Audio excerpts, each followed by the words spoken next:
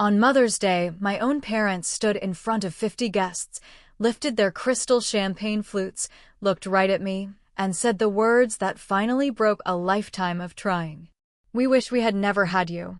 The laughter in the garden stopped so fast that I could hear the wind rustling through the expensive imported palm trees. My niece froze with a silver fork halfway to her mouth. The hired string quartet in the corner faltered, their bows hovering awkwardly over their cellos. Even the servers carrying silver trays of roasted lamb seemed to stop breathing. For a few agonizing seconds, the entire world went entirely silent. I looked directly into my mother Sybil's eyes, and then over at my father Alaric. They were waiting for me to shatter.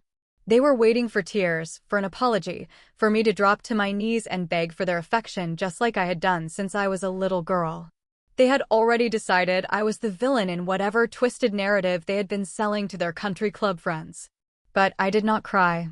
I stood up from the head of the table. I smoothed the wrinkles from my tailored navy blazer, looked them dead in the eye, and spoke with a voice so calm it frightened me. "Then live as if you never had a daughter." I turned my back on the stunned crowd, set my untouched drink on the white linen tablecloth, walked down the sweeping driveway, and unlocked the black G-Wagon parked by the fountain. I got in and drove away. About 10 minutes later, while I was stopped at a red light on the edge of town, my phone buzzed with a text from my father. "Bring our car back right now or we are calling the cops." I actually let out a dry, hollow laugh. Not because it was funny.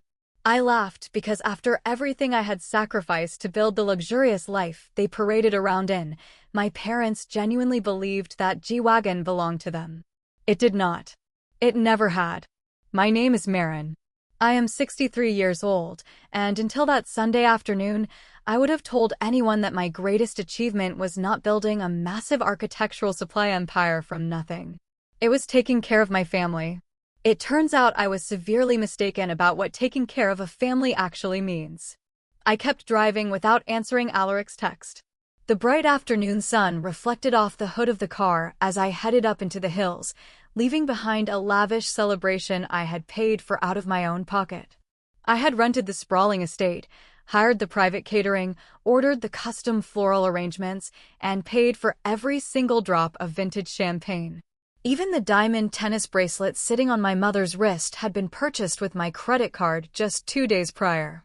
I had spent weeks making sure every single detail of this Mother's Day event was flawless. I wanted it to be the one day my mother could not complain about anything. I wanted to see her smile at me, just once, the way she smiled at my younger sister, Blythe. But entitlement is a disease that rots the brain. You cannot buy love from people who view you as an ATM machine. Let me paint the picture of the moments leading up to that horrific toast. The afternoon started beautifully. The weather was perfect, a crisp 75 degrees with a gentle breeze rolling off the ocean. The guests were the absolute upper crust of the local country club, people my parents had spent years desperate to impress. I sat at the head of the table, silently paying the bills, watching my sister Blythe hold court. Blythe is 58 years old, but she still acts like a spoiled teenager. She runs a series of failing art galleries, styling herself as some misunderstood creative genius. She wore a ridiculous, oversized silk kaftan, drinking the champagne I bought, loudly telling Vesper, the club president, about her upcoming trip to Milan. A trip, I might add, that was being charged to my corporate account under the guise of architectural research. When it was time for the toasts, Sybil stood up. She is 82, but has the posture and the sharp, hawkish features of a woman who spends her life judging others. She clinked her glass. She thanked her friends for coming. She spent 5 minutes crying over how proud she was of Blythe for her artistic vision. She praised my brother-in-law, Gideon, for his construction business. And then, her eyes landed on me. The smile vanished. Her face twisted into a mask of pure, unadulterated contempt. She cleared her throat. And then, in a voice dripping with venom, she said it. She announced to the entire gathering that I was a cold, calculating woman who cared more about concrete and steel than her own family. She said I humiliated them by choosing a low-class profession. And then came the final, fatal sentence. "We wish we had never had you." The silence that followed was heavy, suffocating. I remember the exact shade of the sky in that moment. I remember the sound of a lone hummingbird buzzing near the hydrangeas. In that split second, 63 years of desperate yearning for parental approval just evaporated. I looked at Alaric. He was nodding in agreement with his wife, sipping his drink, looking terribly smug. He loved it. He loved putting me in my place. They wanted a public execution of my self-esteem. They wanted me to grovel in front of the local elite so they could play the benevolent, forgiving parents who tolerate their difficult, ungrateful daughter. But the scapegoat had finally figured out how to unlatch the gate. I did not give them a scene. I gave them absolute, chilling indifference. Walking away from that table was the hardest and most liberating thing I have ever done. Now, as I drove further up the winding canyon road, the adrenaline began to wear off, replaced by a cold, hard clarity. They had drawn the line. They had publicly executed our relationship. And yet, the sheer audacity of Alaric texting me, demanding I return my own vehicle, showed me that they still did not understand the gravity of the situation.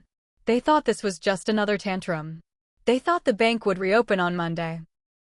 I reached the scenic overlook at the top of the canyon and pulled over. I turned off the engine. The ticking of the cooling metal was the only sound. I looked down at the sprawling, wealthy suburbs below, where my parents lived in a massive estate that I owned. I thought about the text message. They were threatening to call the police on me. Would they really do it? Would my own flesh and blood actually try to have me arrested to save face in front of their country club friends? The answer came a few moments later when my phone screen lit up, vibrating violently against the center console. The caller ID did not say Alaric. It did not say Sybil. It said local police department. They had actually done it. My own parents had just reported me for grand theft auto. Little did I know, that single phone call was about to become the match that burned their entire fake empire to the ground. How far would you let your toxic parents push you before you finally strike back? I sat in the parked car on the edge of the cliff, listening to the engine cool down as the reality of the situation washed over me. The police were calling. My own parents were trying to have me arrested.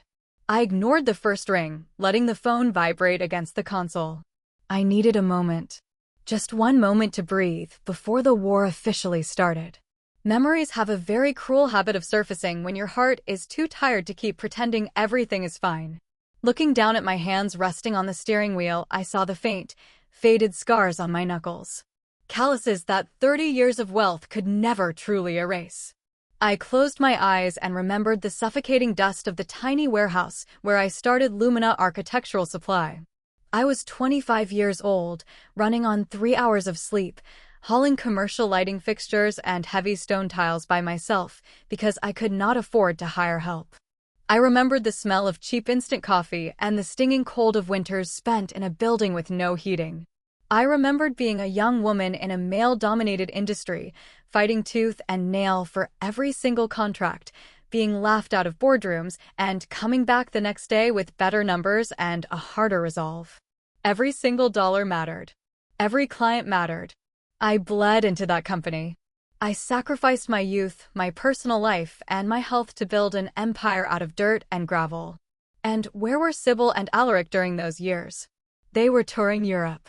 They were sipping wine in Tuscany, posting photos about their refined tastes, all funded by the emergency credit card I had foolishly given them for medical expenses.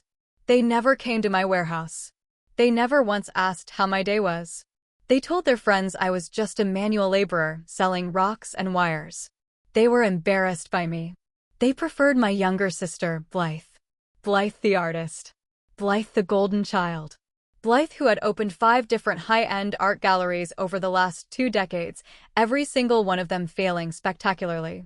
And every single time she faced bankruptcy, Sybil and Alaric would show up at my door, weeping, manipulating, demanding that family takes care of family. They would guilt-trip me until I broke down and wrote a check to save her business, just so they would not have to deal with the social embarrassment of a bankrupt daughter. Sitting in that car, I kept a mental ledger of the pain, a museum of betrayals I had chosen to ignore. I started doing the math. Over the past 15 years alone, I had quietly funneled $3.2 million into paying off Blythe's debts, covering my parents' country club memberships, and maintaining their extravagant lifestyle. $3.2 million. I bought them their massive colonial-style house in the gated community. I paid their property taxes. I bought the designer clothes on their backs. I funded the catered dinners. I bought the very status they used to look down on me. I thought that if I just gave enough, worked hard enough, provided enough safety, they would eventually see my worth. They would finally look at me the way they looked at Blythe. I wanted them to be proud of the daughter who built a fortune with her bare hands. But entitlement is a bottomless pit. If you feed a stray dog, it will love you forever. If you feed toxic parents, they will complain that the steak is not cooked to their liking, demand you change the seasoning, and then ask for the keys to your house. The G-Wagon I was currently sitting in was the perfect, shining example of their delusion. I bought this vehicle as a birthday gift for myself after securing a massive, multi-state commercial contract. It was my trophy. A $160,000 reward for decades of backbreaking labor. But within a week of bringing it home, the manipulation started. Alaric complained that his back hurt in his luxury sedan. Sybil whined that she felt unsafe driving to her luncheons in a regular car, hinting heavily that a larger, safer vehicle would ease her anxiety. I let them borrow it for a weekend. Borrowing turned into keeping it at their house for the week. Weeks turned into months. They paraded it around town, tossing the keys to valets, pretending it was the fruit of their own imaginary generational wealth. I never corrected them because confronting their delusions was always more exhausting than just letting them have their way. I was the ultimate enabler. I handed them the hammer they were now using to smash my heart into pieces. I had traded my dignity for the illusion of a family. The phone stopped ringing. The silence returned to the cabin, but it was short-lived. 10 seconds later, the screen lit up again. The police were calling back. This was not a misunderstanding. This was a calculated attack. My parents were willing to put me in handcuffs, drag me through the mud, and brand me a criminal just to save their own pride in front of the country club. A cold, hard resolve began to form in my chest. It started as a tiny spark and quickly ignited into a roaring fire. The scared little girl seeking her parents' approval died right there in the driver's seat. I picked up the phone and pressed answer. I was done being the sacrificial lamb. I held the phone to my ear. "Marin speaking," I said, keeping my voice incredibly steady despite the adrenaline pumping through my veins. The voice on the other end was professional, cautious, and deeply serious. "Ma'am, this is Officer Davis with the local police department. We received a report of a stolen vehicle from an Alaric and Sybil, claiming you unlawfully took their black G-Wagon from their residence this afternoon." I looked out through the windshield at the sprawling valley below. I could see the tiny, pristine roofs of the wealthy neighborhoods where my parents were currently playing the victims, likely sobbing to Vesper and the other guests about their cruel, deranged daughter. I took a slow, deep breath, anchoring myself in reality. "Officer Davis, I am currently sitting in that exact vehicle. I did not steal it. I took it back because I am the sole legal owner." The officer paused. I could hear the faint clicking of him typing on a keyboard in the background. "Ma'am, the reporting party stated that you are their daughter, that you have a documented history of severe mental instability, and that you are attempting to steal their retirement assets out of spite. They requested we dispatch units to apprehend you immediately." A history of mental instability. I let those words sink in. My own mother and father were trying to frame me as a crazy, vindictive woman just to cover up their own lies. They were weaponizing the police against me, knowing full well the damage a false arrest could do to my reputation as the CEO of a major corporation. The sheer audacity was breathtaking. They were willing to destroy my life over a car they did not own. "Officer," I said softly, gripping the steering wheel. "I can assure you I am perfectly sane, and I have absolutely no criminal record. If you have an email address for your precinct, I can send you the documentation right now. I have the original title, the vehicle registration, the insurance declaration, and the dealership purchase agreement. Every single document has one name on it. Mine. Furthermore, The vehicle was purchased for $160,000, paid in full, directly from my personal checking account. There was a long silence on the line. The typing stopped entirely. You have the title in your name? Yes, sir. I have never transferred ownership. They have merely been borrowing it for the last year.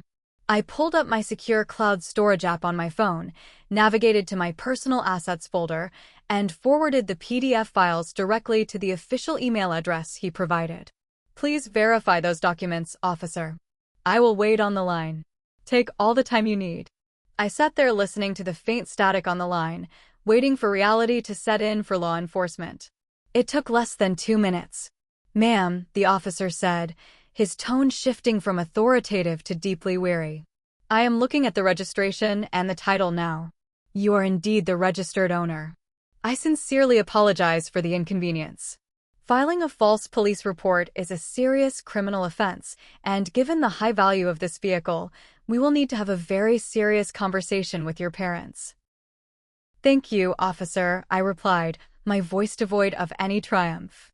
But before you dispatch anyone to their house, you should know they might genuinely believe they own it. They have a very dangerous habit of claiming things that do not belong to them. The officer sighed, a sound of pure, unadulterated exhaustion. I deal with wealthy family disputes a lot, Miss Marin. It is rarely just about the car. He hesitated for a second before continuing, his tone dropping an octave. However, I need to bring something very important to your attention. Mr. Alaric sent over a document while we were speaking to prove his ownership. It is a power of attorney form. It grants him full, unrestricted control over your financial assets, including the ability to transfer vehicle titles, manage real estate, and take out loans in your name. I felt the blood drain entirely from my face. My grip on the steering wheel tightened until my knuckles turned white, the old calluses pressing sharply into the leather. A power of attorney? I repeated, my voice barely a whisper. I never signed a power of attorney for my parents. Are you entirely sure about that? I am looking at a scanned copy with your signature on it, he replied grimly. It is dated 3 weeks ago. My heart hammered against my ribs like a trapped bird. 3 weeks ago, I was out of the country in Italy, securing a massive marble supplier for a new commercial high-rise project. I was not even on the same continent as my parents. They had not just lied to their friends. They had not just lied to the police. They had forged my signature on a legally binding document to steal everything I had built over the last 40 years. My parents were not just toxic, entitled narcissists. They were actual criminals. Thank you for bringing this to my attention, officer, I said, forcing my voice to remain calm. Please hold on to that document. I need to make a phone call to my corporate attorney right now. I ended the call and stared blankly at the dashboard. They wanted to play a high-stakes legal game with my life? Fine. But they forgot one crucial detail. I built a multi-million-dollar empire from the ground up in a ruthless, male-dominated industry by being absolutely unforgiving when someone tried to cross me. I survived the concrete jungle, and I was about to bring the entire weight of it crashing down on their fragile, pathetic glass house. What would you do if you discovered the people who gave you life were actively trying to forge your name and steal your entire legacy? Monday morning arrived with the heavy, familiar smell of sawdust, machine oil, and strong roasted coffee. I walked through the massive double-glass doors of Lumina Architectural Supply before the sun had even fully risen over the industrial park. I had not slept a single minute since the Mother's Day debacle. My mind was a relentless calculating machine, running through spreadsheets, legal documents, property deeds, and decades of financial abuse. I needed to cut the rot out of my life, root and stem, and I needed to do it immediately. As I marched past the front reception desk, the heels of my boots clicking sharply against the polished concrete floor, my operations manager, Declan, was already waiting for me near my office. Declan was 50 years old and had been with me for 2 decades. He was the kind of man who commanded absolute respect on the warehouse floor without ever raising his voice. He had seen me cry over missed payrolls in the early days, and he had seen me fight tooth and nail for every major commercial contract. He was my most trusted ally, a man who valued hard work over pedigree. You are an early boss, he noted, holding a thick stack of red invoices in his massive hands. He took one look at my face and knew something was catastrophically wrong. I poured myself a black coffee from the break room machine. I have a massive amount of trash to take out today, Declan. What are you holding? He looked incredibly uncomfortable, shifting the papers in his hands. It is about Gideon and Blythe. They came by the secondary warehouse on Saturday afternoon while you were busy preparing for that Mother's Day party at your parents' house. My eyes narrowed. My sister's husband, Gideon, ran a boutique construction firm. The entire local real estate industry thought he was a self-made genius who built luxury homes from scratch with incredible profit margins. What the industry did not know was that his business only survived because he bought all his premium building materials from my company at a secret, devastatingly high discount. What did they take this time? I asked, my voice dangerously low. Declan placed the red invoices on my desk, pointing to the itemized list. They loaded up 2 flatbed trucks with premium imported Calcutta marble. The exact same marble we reserved for the downtown hotel project. The total retail value is roughly $40,000. When the warehouse supervisor asked for the standard payment processing, Blythe threw a massive tantrum on the loading dock. She screamed at him in front of the entire crew, saying, "Charge it to the owner's account. I am her sister. I own half this damn place anyway." Declan watched my face carefully, his jaw tight. The supervisor let them take it to avoid a scene, but he flagged it for my review this morning. I stared at the red ink on the paper. $40,000 of my premium inventory, stolen by my own sister, under the guise of family privilege. They were bleeding me dry from every possible angle. It was not enough that my parents tried to steal my car and forge my signature. Blythe and Gideon were openly looting my business, treating my warehouse like their personal, free hardware store. I looked up at Declan. For 10 long years, I had subsidized Gideon's fragile ego and failing business model. I gave him a massive discount just to keep the peace, just to stop my mother from calling me crying about how Blythe could not afford her exorbitant mortgage payments. I thought I was being a good sister, protecting the family. Instead, I had created a monster of entitlement. "Declan," I said, setting my coffee cup down with a sharp thud. "I want you to go into the central billing system right now. Locate Gideon's vendor account. Revoke his access completely. Cancel his 70% discount. Effective immediately, he pays full retail price, upfront, in cash, before a single tile leaves our loading dock. And send him the bill for the $40,000 due today by 5 in the afternoon. If he does not pay it by close of business, file a mechanic's lien against his current luxury build project." Declan's face broke into a slow, deeply satisfied smile. "I have been waiting for you to say those words for a decade, Marin. I will handle it personally." As Declan walked out, I sat back in my leather chair. The purge had officially begun. I was no longer the punching bag. I was the one holding the axe. But before I could even process the satisfaction of cutting Gideon off, my private cell phone rang. The screen displayed a name I rarely saw. Vesper. She was the reigning queen of the local country club, a woman whose immense wealth was only matched by her insatiable love for gossip and drama. Sybil spent half her waking hours trying to impress Vesper, treating her like royalty. I took a breath and answered the call. "Good morning, Vesper. What can I do for you today?" Her voice was dripping with fake sympathy, the kind that makes your skin crawl. "Oh, Marin, darling. I just had to call and check on you. The rumors flying around the club this morning are just dreadful. Your mother was in absolute tears at the tennis courts. She told everyone you had a severe mental breakdown and stole their only car right out of their driveway." I gritted my teeth but kept my tone light and professional. "Is that what she said? How dramatic." Vesper lowered her voice into a conspiratorial whisper. "Well, between you and me, I find it highly inconvenient. I had actually booked the G-Wagon for this coming weekend to drive my daughter to her bridal shower. Sybil charged me $500 for the day, paid in advance. I hope I can get a refund now that you have taken it back." The room started spinning. I gripped the heavy oak edge of my desk to steady myself. "I am sorry, what did you just say?" Vesper huffed, clearly annoyed. "Sybil rents the car out to the ladies at the club for special events. $500 a day. She says it helps cover the extreme maintenance costs of owning such a luxury vehicle. Has she not told you? I could not breathe. My own parents were not just pretending the car was theirs to boost their ego. They were actively pimping out my personal vehicle to their rich friends for pocket money while calling my work in the construction industry low class. The sheer, grotesque hypocrisy made my stomach turn. Had you ever discovered a secret so vile about your own flesh and blood that it physically made you sick? Tell me in the comments, because in that moment, I realized destroying their financial safety net was not going to be enough. I needed to destroy their reputation. I ended the call with Vesper with a polite, clipped farewell, promising her that Sybil would handle the $500 refund personally. The phone slipped from my trembling hand and clattered onto the desk.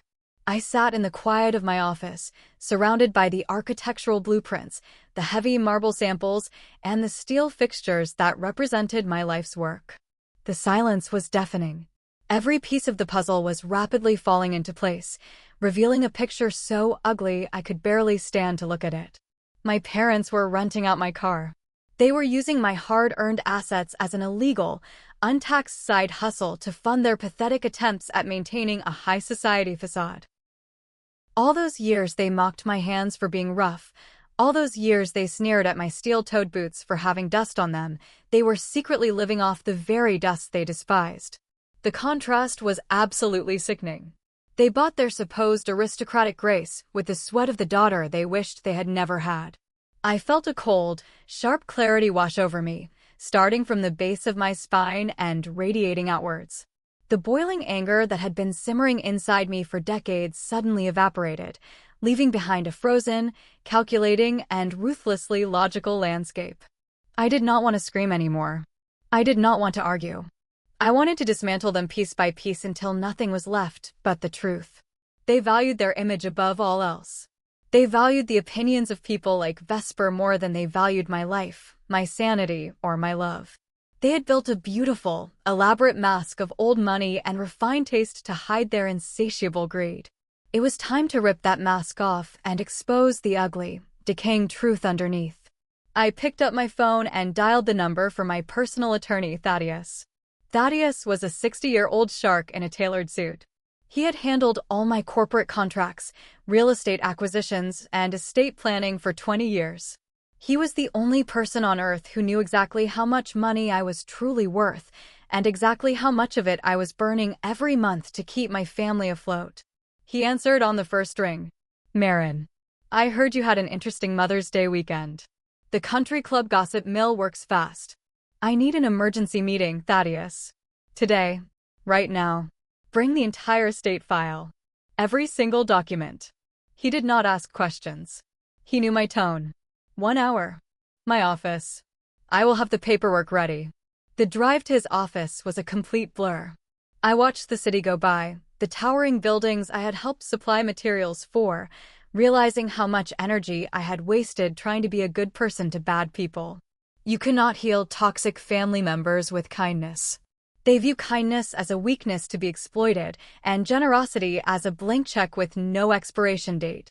I parked outside the towering glass building that housed Thaddeus's prestigious law firm. As I walked through the marble lobby, my phone buzzed frantically in my purse. It was Blythe. Then Sybil. Then Alaric. My inbox was rapidly filling up with demands, insults, and veiled threats. I pulled out my phone and read them as I waited for the elevator.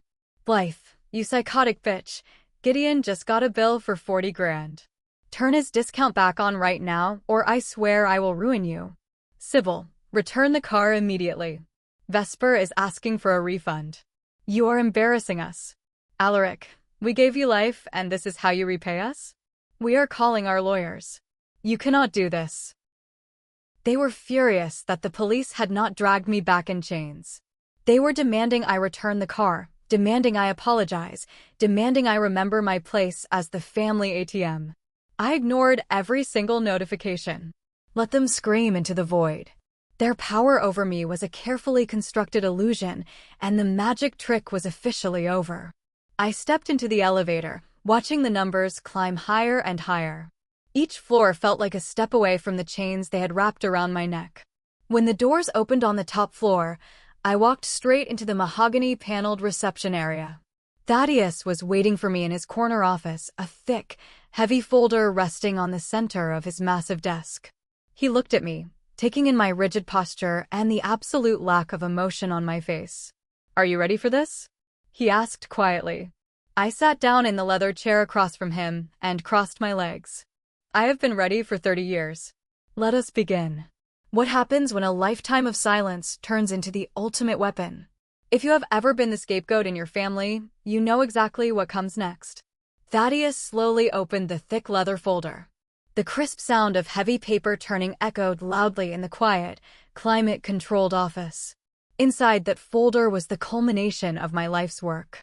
It contained the Lumina Architectural Supply corporate structure, my diverse investment portfolios, the real estate deeds for multiple commercial and residential properties, and my personal will. The total net value of the estate sitting on that desk was a staggering $18 million. For years, the primary beneficiaries in the event of my death were my parents, Sybil and Alaric, followed by my sister, Blythe. I had structured it that way because, despite their relentless cruelty, I had a foolish, deeply ingrained belief that I owed them financial security. I thought buying their future would finally buy their love. Thaddeus folded his hands over the documents, looking at me over the rim of his glasses. "Before we discuss the changes to the will, we need to address the immediate legal threat," he said, his voice grave. "I spoke with the local police department this morning regarding the power of attorney your father attempted to use to prove ownership of the G-Wagon." He slid a piece of paper across the polished wood desk. I stared at it. It was a poorly photocopied document, filled with dense legal jargon, granting Alaric full, unrestricted control over my financial decisions. At the bottom was my signature. Except, it was not my signature. The loop on the M was wrong. The slant of the letters was too steep. It was a clumsy, desperate forgery. Thaddeus pointed at the date stamped at the top. "They submitted this exact document to a secondary private lender last week in an attempt to take out a $100,000 personal loan against the equity of your primary residence. Fortunately, the lender flagged it during their underwriting process because the signature did not match the ones on file, and they froze the application. Your parents committed felony fraud, Marin. They forged your name to steal cash." A heavy, suffocating silence filled the room. The betrayal was so profound it almost felt physical, like a brutal blow to the ribs. They did not just want the car. They wanted to bleed me dry while I was still alive. They were willing to destroy my credit score, leverage my business, and risk my freedom just to maintain their facade of wealth. "If we hand this over to the district attorney," Thaddeus continued smoothly, "they will be facing serious prison time. We have them entirely dead to rights." I looked out the floor-to-ceiling window at the sprawling city skyline. Sending 2 octogenarians to federal prison would cause a massive public spectacle. It would tie me to them in the courts for years, forcing me to see their faces, hear their excuses, and deal with the media fallout. I did not want revenge through the justice system. I wanted them to experience the one thing they feared more than anything else in the world: poverty. True, inescapable poverty, surrounded by the social peers they had lied to for decades. "Do not file the criminal charges yet," I said, turning back to Thaddeus, my voice cold as ice. "Keep the forged documents safely secured. It is our leverage. If they try to sue me, or if they try to retaliate in any way, we will drop the hammer and let the DA have them. Right now, I want to sever the financial arteries. Proceed with the estate changes immediately." Thaddeus nodded, pulling out a fresh stack of legal papers. "As you requested on the phone. We are completely liquidating the current trust structure. We are establishing an employee stock ownership plan for Lumina. 40% of the company will go directly to your employees, managed by Declan. 50% of the remaining liquid assets will go into a newly formed foundation dedicated to funding business grants for female entrepreneurs in the construction and architectural fields." I smiled for the first time in days. Sybil hated the fact that I worked in construction. Now, my legacy would fund thousands of women doing exactly what she despised. "And my family?" I asked. Thaddeus adjusted his glasses, a hint of a smirk on his face. "We are removing Sybil and Alaric entirely. They get nothing. Zero. As for Blythe, to prevent her from contesting the will in probate court on the grounds that she was simply forgotten, we are explicitly naming her. You are leaving her exactly $1. $1. It was the ultimate insult. A legally binding middle finger from beyond the grave. I picked up the heavy brass pen and began signing my name. Signature after signature, I signed away their future. I signed away their fake royalty. I reclaimed my empire, my money, and my life. Every single stroke of the pen felt like a physical weight lifting off my shoulders. Just as I finished signing the final page regarding the estate, the heavy oak door of Thaddeus's office flew open with a violent crash. My receptionist tried to stop them. Thaddeus's assistant was shouting for security, but it was too late. Sybil, Alaric, and Blythe stormed into the room like a pack of rabid wolves. Sybil's face was purple with rage. She was brandishing her gold-tipped walking cane, pointing it directly at my face. "You ungrateful wretch!"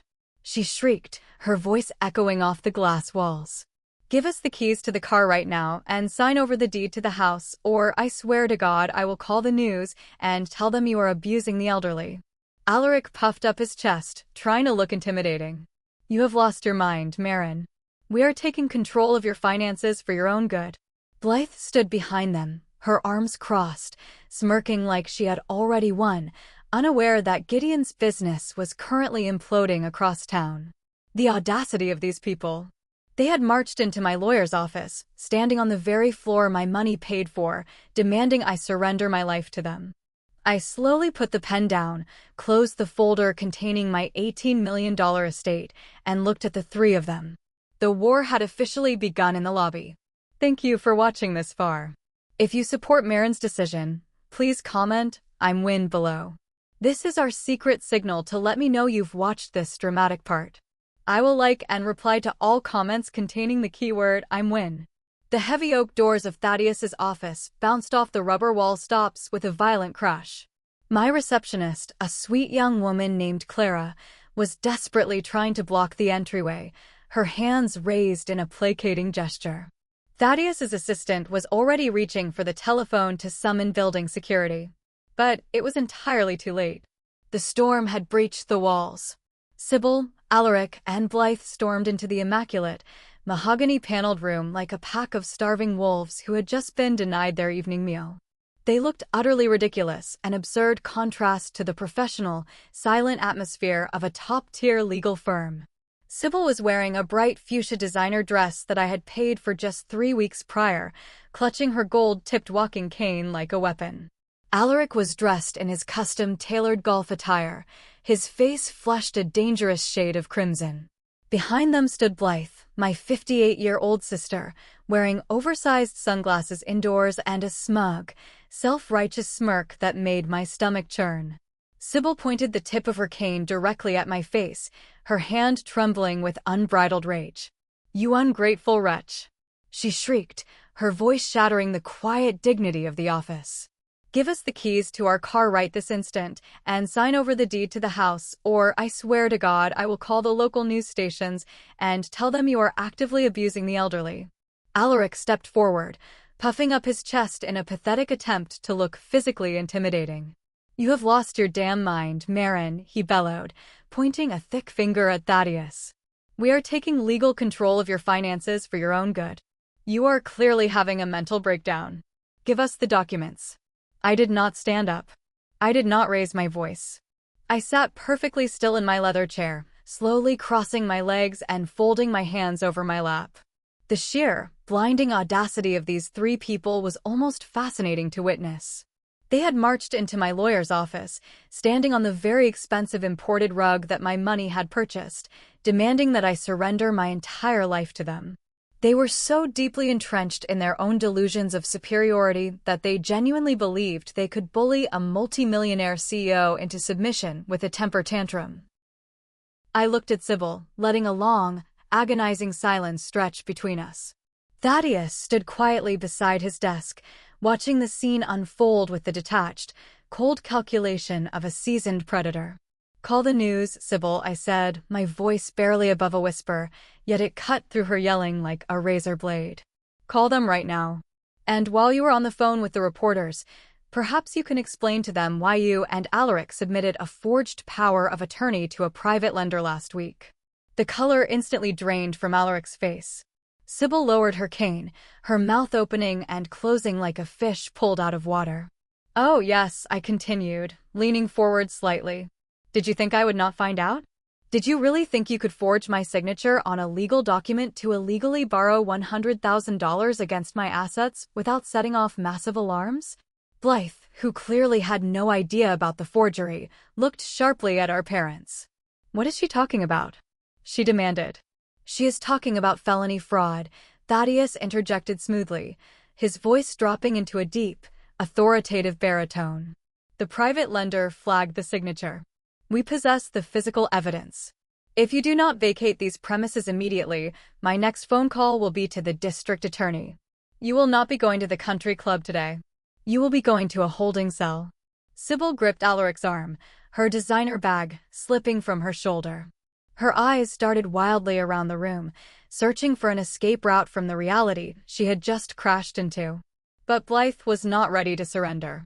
Her sense of entitlement was a terminal illness. You cannot do this, Blythe screamed, stepping out from behind our parents and glaring at me. You cannot threaten them. They are your parents. You are going to give them the car, and you are going to sign that house over to them right now, or I will personally make sure they kick you out of the family forever. You cannot throw them out on the street. That house belongs to them. I let out a soft, dry laugh. I reached into the leather folder sitting on the desk, pulled out a thick, embossed document, and casually tossed it across the polished wood. It slid to a stop right at Blythe's feet. Pick it up, I instructed softly. Blythe hesitated, then snatched the paper from the floor. Her eyes scanned the text. Read the name of the sole proprietor listed on that deed, Blythe. Read it out loud for the room, I demanded, my tone leaving absolutely no room for debate. Blythe swallowed hard, her smug expression entirely vanishing. Marin Hayes, she whispered. That is correct, I said, standing up from my chair and buttoning my blazer. I own that house. I pay the property taxes. I pay the exorbitant utility bills. I pay the landscaping crew who trims those imported palm trees. You do not own anything. Sybil and Alaric do not own anything. Your entire existence is a charity case funded by the daughter you wished you had never had. And effective as of 10 minutes ago, the charity is permanently closed. Sybil looked like she was about to faint. She reached out, having to heavily grip the back of a leather guest chair just to remain standing. Her lips trembled. Marin, please, she stammered, the venom suddenly replaced by pathetic, groveling panic. We are your family. I looked at the woman who had birthed me, feeling absolutely nothing but a profound, overwhelming sense of relief. You lost the right to use that word on Mother's Day. Now, get out of my lawyer's office before I have you escorted out in handcuffs. They turned and shuffled out the door, the false royalty stripped from them in a matter of minutes. But the war was not over. The physical confrontation had ended, but the digital one was just beginning. Have you ever had a family member try to rally the rest of your relatives against you when they realize they can no longer control you? I returned to my sprawling, quiet home late that evening. The silence of the empty rooms usually brought me peace, but tonight, the air felt charged, thick with the residual energy of the brutal confrontation at the law office. I poured myself a single glass of bourbon, the expensive kind I rarely allowed myself to enjoy, and sat down on the velvet sofa in my living room.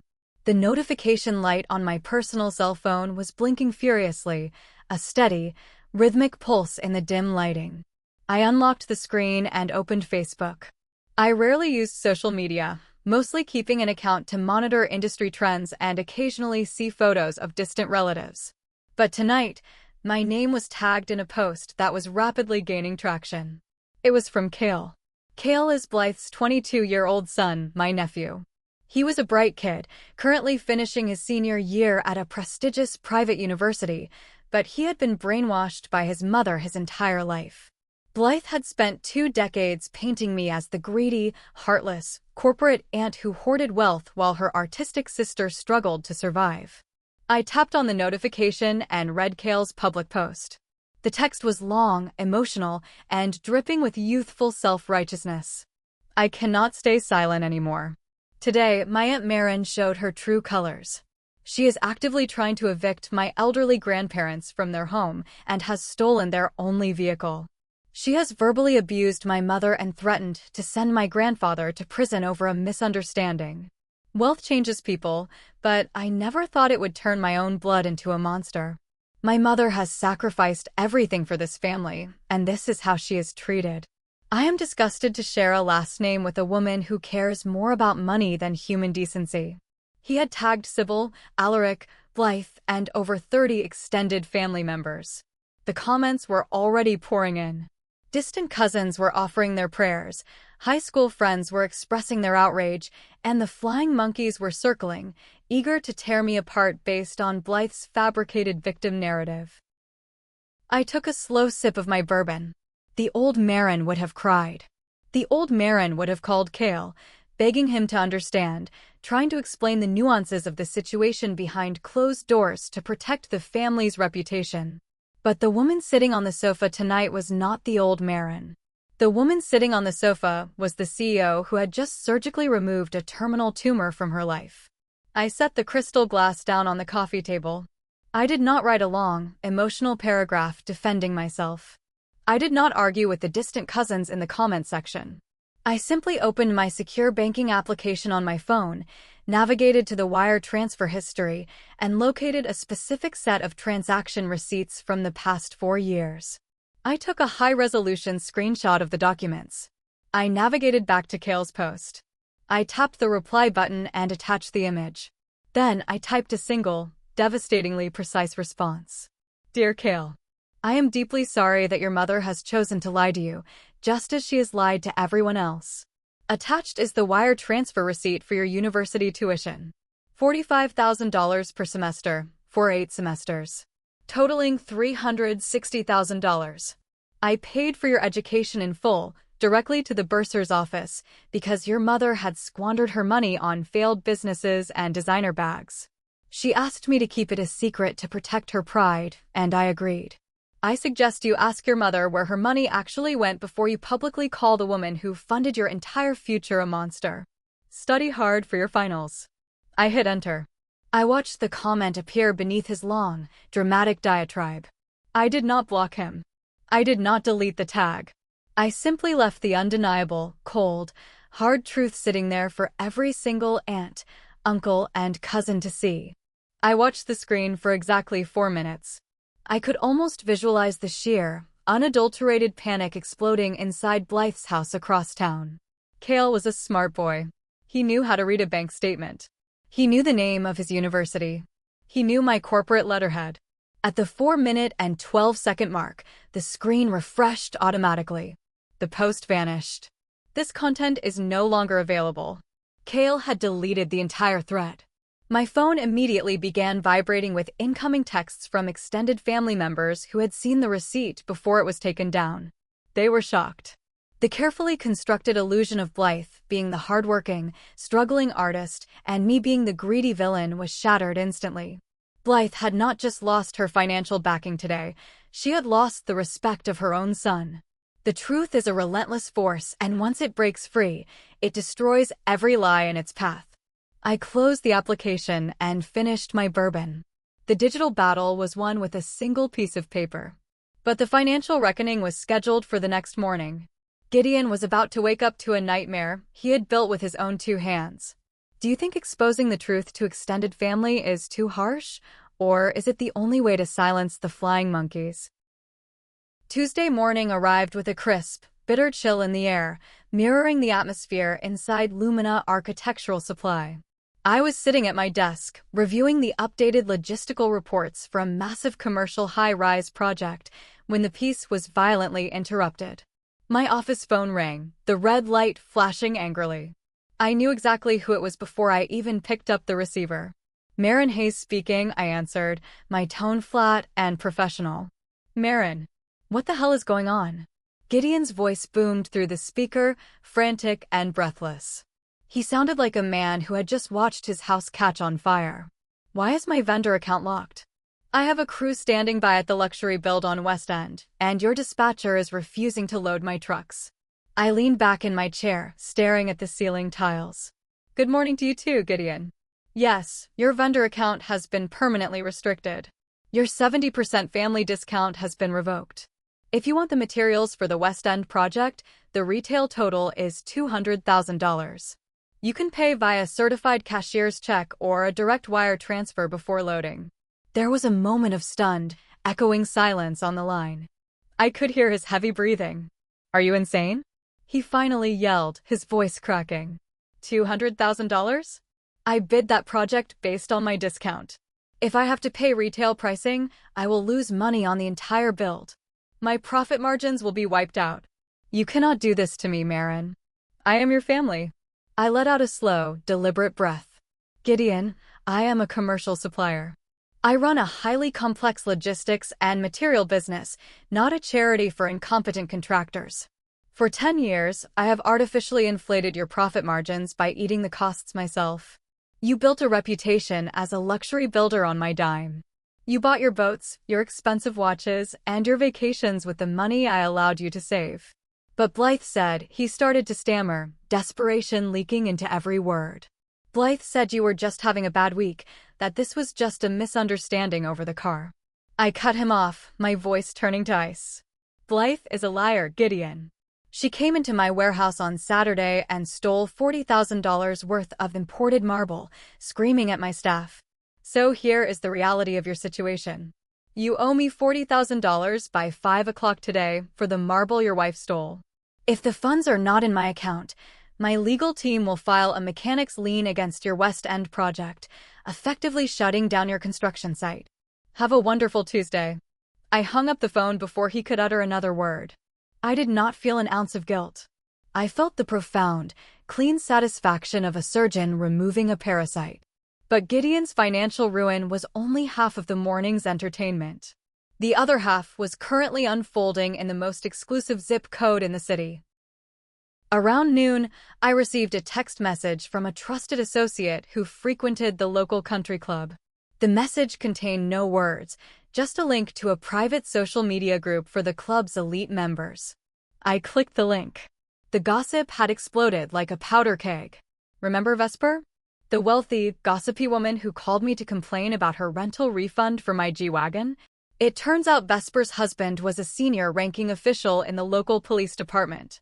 The same police department my parents had called to falsely report their car stolen. The husband had come home, reviewed the dispatch logs, and casually mentioned to his wife that Sybil and Alaric had tried to frame their own daughter for grand theft auto, only to be caught committing forgery. Vesper, true to her nature, had not kept this information quiet. She had weaponized it. The private group was flooded with posts. Members were furious.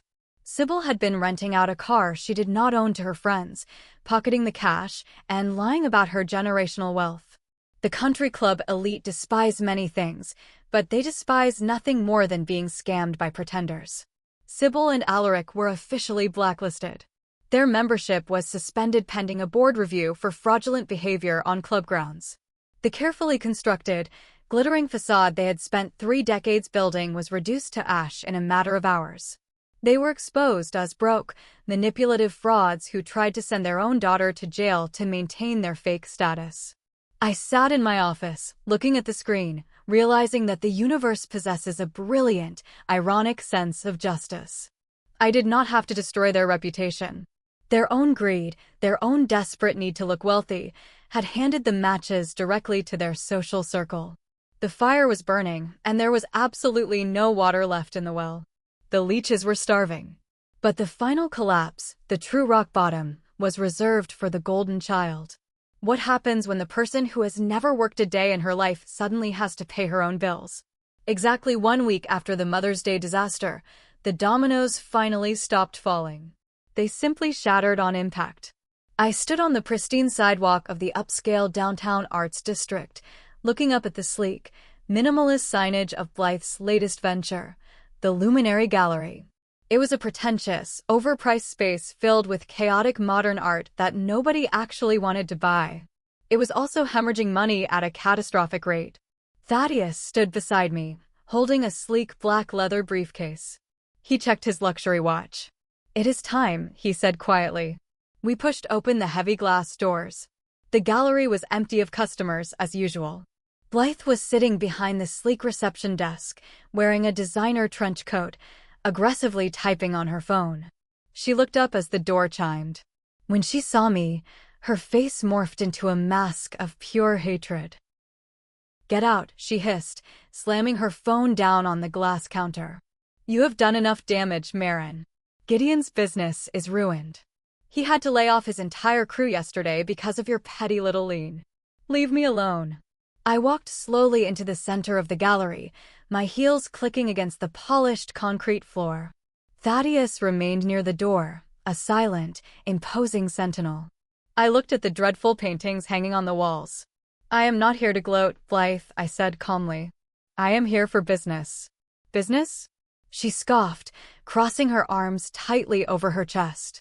"You do not know anything about art." "You are correct. I know absolutely nothing about art," I agreed.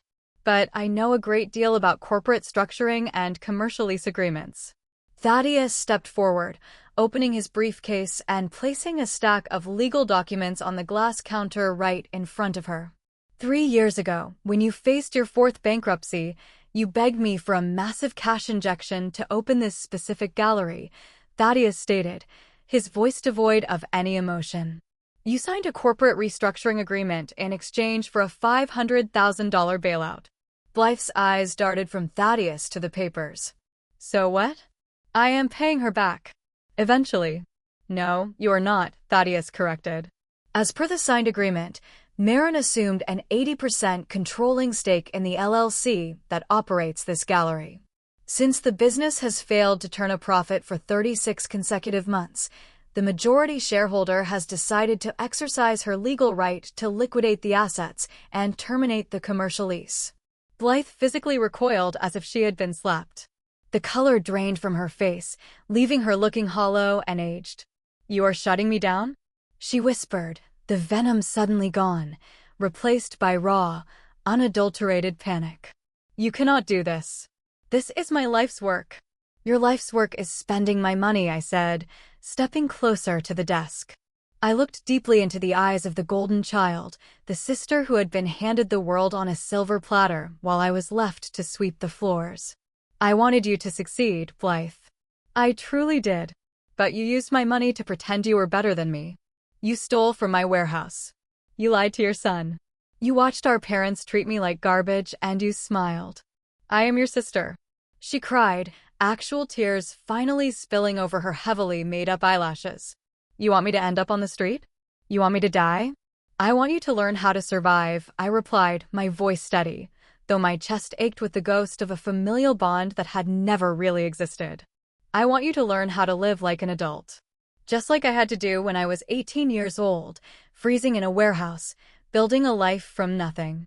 You have 30 days to clear your personal items from this space." I turned and walked out of the gallery without looking back, leaving her sobbing amidst her unsold canvases. Later that evening, as I sat in my home office, my phone rang. It was Alaric. For the first time in my entire life, I did not ignore it.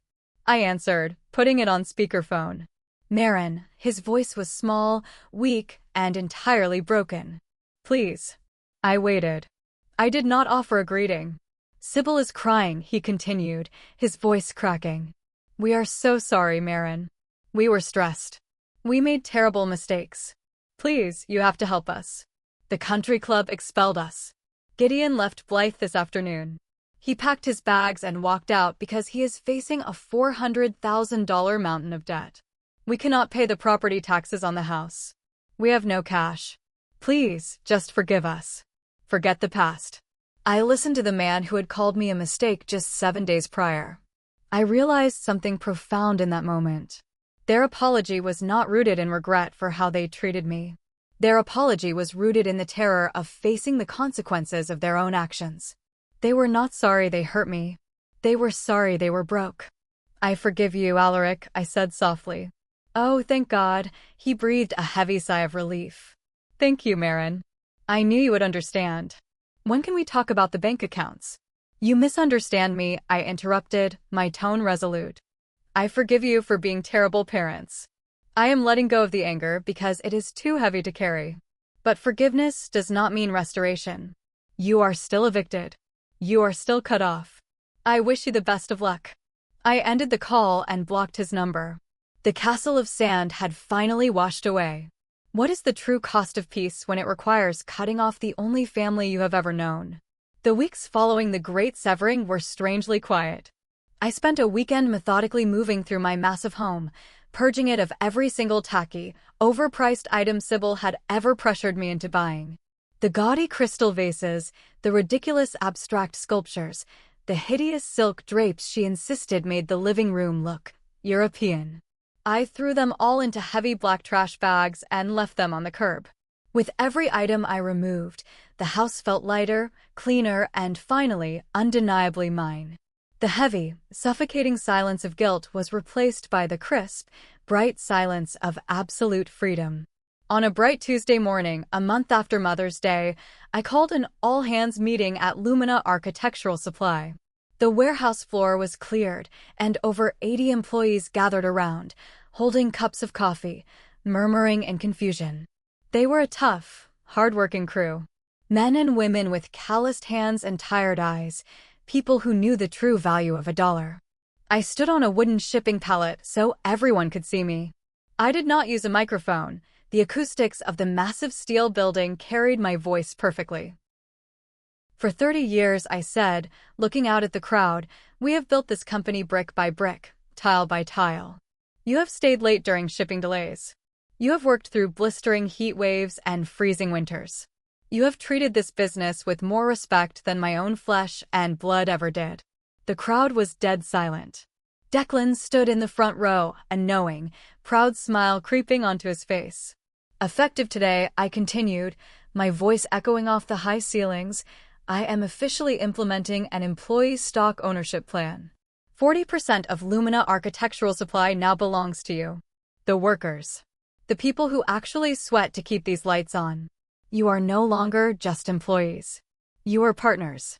For a brief second, nobody moved. The concept was too massive to comprehend instantly. And then, Declan started clapping. Slowly at first, his large hands making a loud, rhythmic sound. Within seconds, the entire warehouse erupted. Hardened warehouse veterans were wiping tears from their eyes. The dispatchers were cheering.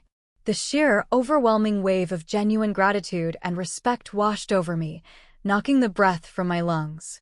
It was the absolute antithesis of the toxic, entitled greed I had endured from my parents. This was real loyalty. This was earned respect. Meanwhile, across the city, the reality of poverty was setting in for the toxic family. Through the grapevine of Thaddeus's legal network and various industry contacts, I learned the fate of the people who wished I had never been born.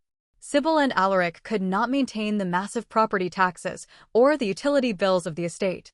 They were forced to quietly sell off their designer clothing, their expensive watches, and Sybil's extensive jewelry collection just to hire movers. They relocated to a small, cramped two-bedroom apartment in a distinctly average neighborhood. There were no country club luncheons. There were no rented luxury cars. They were forced to live the exact middle-class life they had spent decades mocking. Blythe's situation was even more disastrous. With the gallery liquidated and her primary source of income completely severed, her carefully constructed marriage imploded. Gideon, facing a catastrophic $400,000 debt and the total collapse of his construction firm, filed for divorce. He blamed Blythe for ruining his sweetheart deal with my company. Blythe was forced to move into the tiny apartment with our parents, two bitter generations trapped in a small space, blaming each other for their collective downfall. The poetic justice was undeniable, but I took no joy in imagining their misery. I simply felt an overwhelming sense of indifference. They were no longer my problem. They were ghosts of a past I had finally laid to rest. The expensive silence of my home was worth every single penny it cost to secure it. The hardest lesson I had to learn was that you cannot save people who are determined to drown you to keep themselves afloat. Have you ever experienced the incredible lightness that comes after walking away from someone who constantly drained your energy? 1 full year passed since that fateful Mother's Day. The Earth completed a rotation, the seasons changed, and life moved forward with a beautiful, uninterrupted rhythm. I was sitting on the back porch of my home, a cup of green tea in my hands, watching the morning mist slowly burn off the sprawling valley below. The air was crisp and smelled of pine needles and damp earth. I was 64 years old, and for the first time in my entire existence, I felt genuinely, profoundly young. Lumina Architectural Supply was thriving under the new employee ownership structure. Productivity was up, turnover was non-existent, and the foundation I established had already funded 12 new construction startups led by brilliant, ambitious young women. I had built a legacy that was actually helping the world, rather than just funding the delusions of 3 toxic people. As I sat there enjoying the peace, my housekeeper stepped onto the porch, holding a small stack of mail. She placed it gently on the wrought iron table beside me. Most of it was standard corporate correspondence, but near the bottom was a plain white envelope. The handwriting on the front was shaky, familiar, and instantly recognizable. It was from Alaric. I stared at the envelope for a long time. A year ago, seeing that handwriting would have triggered a massive spike of anxiety, a desperate need to open it and fix whatever crisis they had manufactured. Today, my heart rate did not even fluctuate. I picked up a silver letter opener and sliced the top of the envelope. I pulled out a single sheet of lined notebook paper. Dear Marin, the letter read, I am writing this because your mother's health is failing. The stress of the small apartment, the lack of proper medical concierge care, and Blythe's constant crying have taken a severe toll on her heart. We have nothing left. We sit in this cramped room every day, regretting the words we said to you at that party. We were foolish. We were blind to what you were doing for us. Please, Marin. You have made your point. You have won. Can you find it in your heart to forgive an old man and help your mother before it is too late? We miss our daughter. I read the words twice, letting the ink soak into my mind. It was a masterpiece of emotional manipulation, carefully crafted to hit every single guilt trigger they had installed in me since childhood. They mentioned her failing heart. They admitted defeat. They used the word daughter. I folded the letter neatly along its original creases. I did not feel a sudden surge of vindictive triumph, nor did I feel the crushing weight of obligation. I simply felt a profound, quiet sorrow for 2 people who had spent their entire lives chasing an illusion, only to realize too late that they had destroyed the only real thing they ever had. They did not miss their daughter. They missed their lifestyle. They missed the safety net. They missed the G-Wagon, the catered parties, and the country club status. They were not apologizing for breaking my heart. They were apologizing because their own survival strategy had catastrophically failed. I walked back inside the house, went into my home office, and opened the bottom drawer of my heavy oak desk. I dropped the letter inside, right next to the forged power of attorney document Thaddeus had given me a year ago. I closed the drawer with a soft, definitive click. I would not reply. I would not send money. I would not rescue them. True success is not defined by the amount of money in your bank account, and dignity is not something that can be inherited, bought, or stolen. Dignity is earned through hard work, honest living, and the courage to stand up for yourself when the people who are supposed to love you try to tear you down. I had spent decades trying to buy a family, only to realize that a family built on financial transactions is just a business arrangement in disguise. I walked back out to the porch, took a deep breath of the fresh morning air, and smiled at the horizon.